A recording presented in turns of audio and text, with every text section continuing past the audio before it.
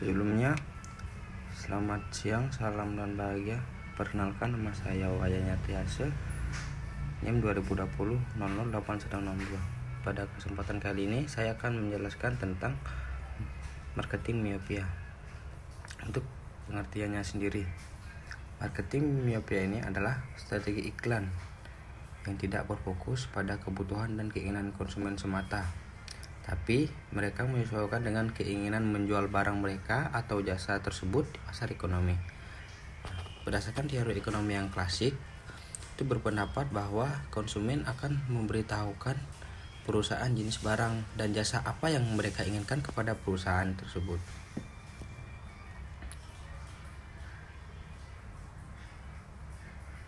Yaitu mereka melalui perilaku ekonomi yang ditunjukkan oleh konsumen individu. Nah, perusahaan dari semua itu, perusahaan juga bisa mendapat keuntungan dari perilaku dengan aktif meneliti bagaimana konsumen menghabiskan uang mereka dan barang atau jasa mereka yang sedang populer di pasar ekonomi. Nah, marketing miopia itu juga dapat mendistorsi melihat perusahaan ketika manajer lebih fokus pada apa yang perusahaan dapat menghasilkan ketimbang apa yang konsumen bersedia untuk membeli, seperti itu.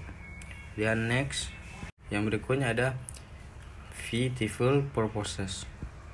Sini menjelaskan bahwa sebuah industri adalah proses di mana proses memuaskan pelanggan, bukan proses produksi barang. Sebuah bisnis itu akan menjadi lebih baik jika diposisikan untuk pertumbuhan, dan mereka juga berorientasi pada memenuhi kebutuhan pelanggan dan bukan tema produksi. Yang dengan produksi dan teknik untuk menjual produk mereka. Nah, ada beberapa contoh perusahaan sukses dan tidak sukses yang produknya oriented dan tidak customer oriented. Nah, yang pertama itu Railway, ya dalam itu Good Moving versus Transportation. Dan yang kedua Hollywood, di sini dijelaskan movies versus entertainment. Dan yang ketiga Petroleum, di oil versus energy business. Nah, penjelasan dari ketiga ke atas itu adalah dimana kesalahan itu adalah untuk mempertimbangkan produk atau jasa tertentu yang berkonsentrasi pada pertumbuhan, bukan jumlah industri. Nah, untuk mempertahankan dan melihat produk pemasaran membutuhkan layanan pelanggan dan orientasi pasar. Motornya adalah untuk memuaskan pelanggan dengan memenuhi kebutuhan pelanggan tersebut. Lanjut, next slide ada Shadow of Obsolescence. Di sini jelaskan bahwa masing-masing perusahaan atau setiap perusahaan itu mungkin akan menghadapi pendekatan kepunahan oleh lingkungan dan bisnis dari kekuatan pasar yang diversifikasi. Nah, ancaman terhadap produk dalam industri yang tersisa dan tidak siap untuk melumpuhkan adanya kehadiran perusahaan baru. Sini ada beberapa contoh yang dapat perhatian lebih diantaranya. Yang pertama itu dry cleaning adalah industri yang paling baru diciptakan dan layanan yang berorientasi di bisnis pasar. Nah, akan tetapi menghadapi beberapa bayangan produk lama atau kuno karena penemuan baru yang membuat industri ini lebih sia-sia untuk pelanggan memilih alternatif baru dan alternatif terbaik untuk memenuhi kebutuhan industri mereka. Nah, munculnya serat sintetis dan kimia sehingga tidak lagi memerlukan dry cleaning. Nah, kemudian tuh yang bagian keduanya adalah electric utilities. Ini utilitas listrik juga menghadapi masalah yang sama untuk perusahaan baru dan dinamis. Nah, dalam menggunakan produksinya pada saat mengubah utilitas elektronik, perubahan yang terjadi sangat cepat dan seluruh pelanggan sudah terbiasa terhadap perubahan dan terbiasa untuk menggunakan utilitas baru dan nyaman. Dan yang ketiga grocery stores. Nah, banyak pelanggan yang merasa sulit untuk menyadari bahwa pernah ada suatu bentuk usaha yang berkembang dikenal dengan grocery stores. Nah, contohnya supermarket saat ini telah mengambil alih efektivitasnya. Banyak sekitaran supermarket memberikan dampak negatif bagi pemilik grocery stores. Banyak dari pemilik usaha harus menutup toko dan berpindah lokasi. Yang belum banyak terdapat supermarket saat ini. Supermarket melakukan pekerjaan yang lebih baik dalam memahami kebutuhan pelanggan daripada grocery stores. Dan yang terakhir, yang keempat, yaitu self-deceiving cycle. Nah, self-deceiving cycle ini terjadi ketika perusahaan itu tidak memiliki visi ya, dan juga sistem penilaian diri tidak dapat menyebabkan kegagalan dalam jangka panjang. Kemudian next slide. Oke, di sini yang berikutnya itu ada population myths. Nah, mitos populasi adalah keyakinan bahwa kenaikan populasi akan meningkat permintaan dengan kekuatan sendiri. Nah, hal ini bukan berarti kenaikan permintaan dari industri tertentu. Nah, terkadang juga beberapa produk lain mungkin mengambil alih permintaan karena alasan yang tidak diketahui jelas alasan tersebut. Nah, industri minyak tanah membuat keputusan yang bijaksana dengan tidak berpegang pada produk bensin. Mereka lebih mengembangkan produk minyak mentah untuk menyelamatkan diri dari serangan berbagai produk lain. Nah, sini juga ada 3 poinnya. Untuk yang pertama itu keyakinan bahwa keuntungan diasumsi oleh perkembangan penduduk. Kemudian yang kedua, fokus efisiensi dapat menciptakan produk bukan pada peningkatan atau pemasaran. Kemudian yang ketiga atau yang terakhir itu tidak memperhatikan kebutuhan pelanggan. Nah, dengan kata lain, upaya industri ini telah difokuskan pada peningkatan efisiensi dengan mendapatkan dan membuat produknya. Tidak benar-benar ada peningkatan produk generik atau pemasaran.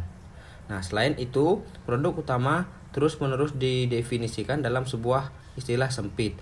Mungkin yaitu tadi bensin tidak berenergi, bahan bakar, atau transportasi. Nah, sikap ini telah membantu memastikan bahwa perbaikan besar kualitas bensin cenderung tidak berasal dari industri minyak.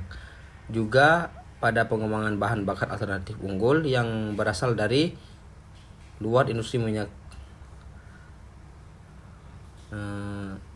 Kemudian inovasi utama dalam pemasaran mobil bahan bakar berasal dari perusahaan minyak baru yang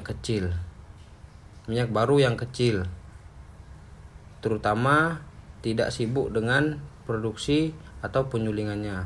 Ini adalah perusahaan yang telah bertanggung jawab untuk stasiun bensin Multifarm apa yang berkembang pesat dengan kesuksesan yang lebih besar dan bersih.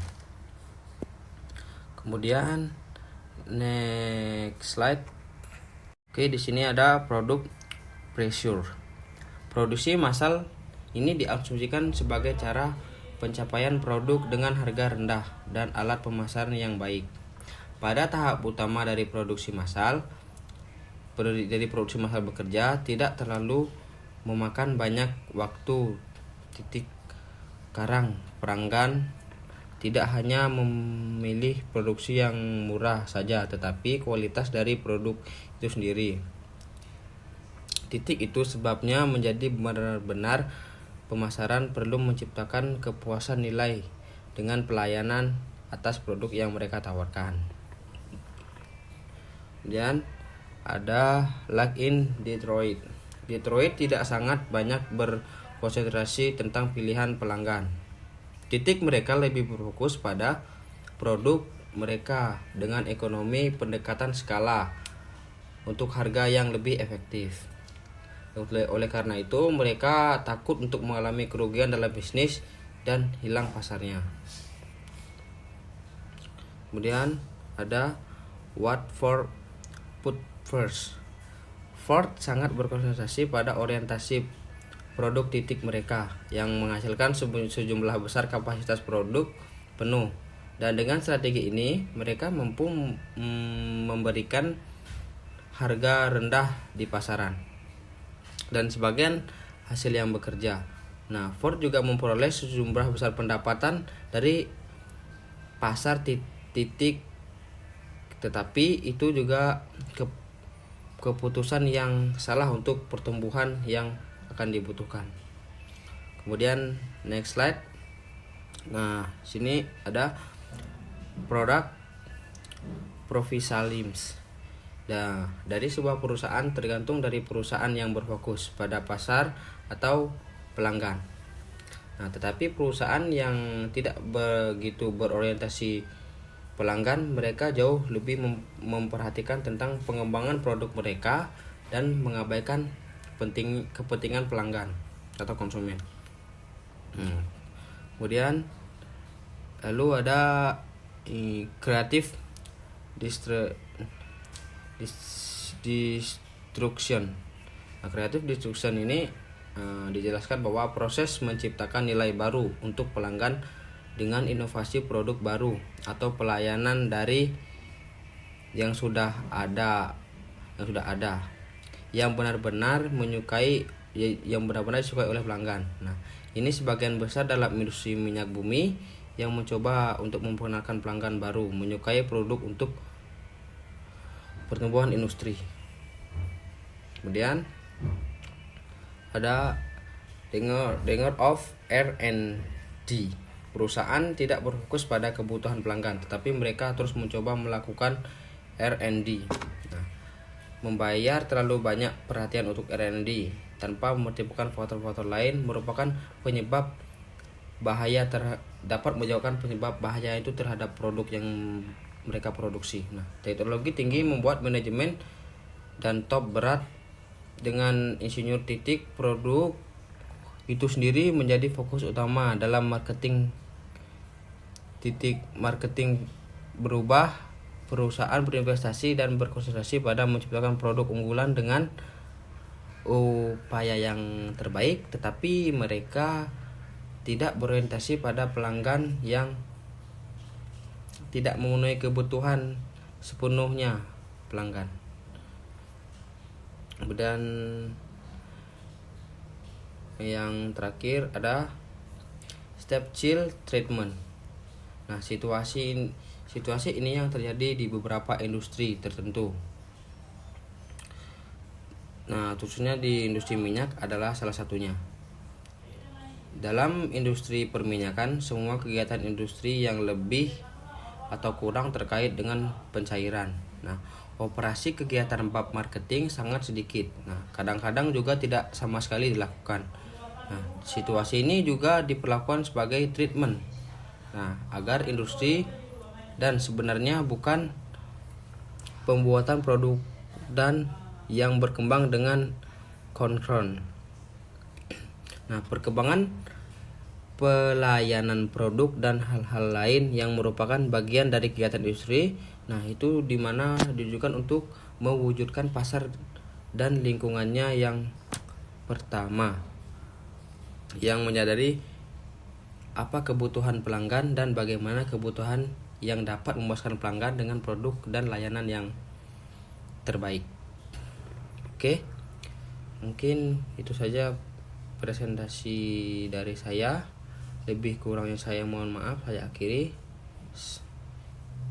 Terima kasih, salam dan bahagia.